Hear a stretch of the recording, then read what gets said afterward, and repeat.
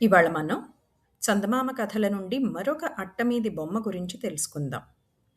కౌరవులకు పాండవులకు మధ్యని యుద్ధం సాగుతుందనే వార్త బలరాముని చెవిన పడింది.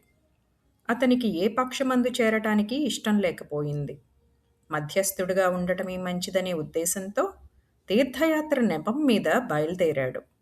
అనేక నదులలో మునిగి తీర్థాలు సేవించుకుంటూ నైమిసారణ్యం ప్రవేశించాడు.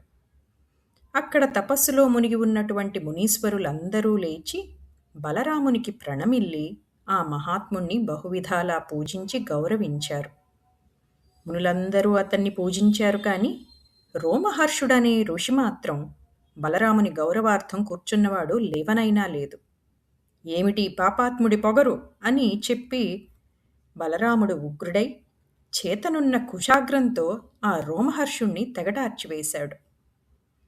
అప్పుడు ముని బృందంలో హాహాకారాలు చెలరేగినాయి. మహానుభావ, లోకపావనుడవైనటువంటి నీవే ఇలా తొందరపడితే ఏమనుకోవాలి? నీకిప్పుడు బ్రహ్మహత్యాపాతకం చుట్టుకున్నదే అంటూ ఋషులు తమ కలవరాన్ని వెల్లడించారు.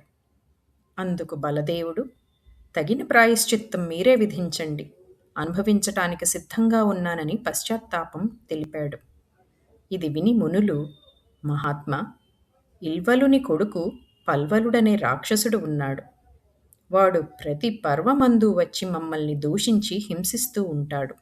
వాడిని హతమార్చినట్టయితే మాకే కాదు, లోకానికే గొప్ప మేలు చేసిన వాడు అవుతావు. అయితే వాడిని చంపటం పాపం కదా అని అడగవచ్చు. దానికి ఒక ప్రతిక్రియ ఉన్నది. వాణ్ణి వధించి తరువాత 12 నెలలు భారతదేశమంతటా తీర్థయాత్రలు సేవించిన పక్షమందు పాప విముక్తి అయిపోతుంది అని వారు చెప్పగా బలరాముడు ఘోరాకారంలో ఉండే పల్వలుణ్ణి పట్టి ఈడ్చి ముసలంతో తలపైన అణిచేసరికి ఆ ద్రోహి నెత్తురు గ్రక్కుకుంటూ పర్వతంలాగా నేలకూగి ప్రాణం విడిచాడు. ఈ విధంగా బలరాముడు మునుల ఆజ్ఞ ప్రకారం దుష్ట సంహారం చేసి వారి సెలవు తీసుకుని తీర్థయాత్రలకు వెళ్ళిపోయాడు. ఇదండి వాటి మన కథ. మళ్ళీ ఇంకొక కొత్త కథతో మీ ముందుంటాం. అంతవరకు సెలవు మరి.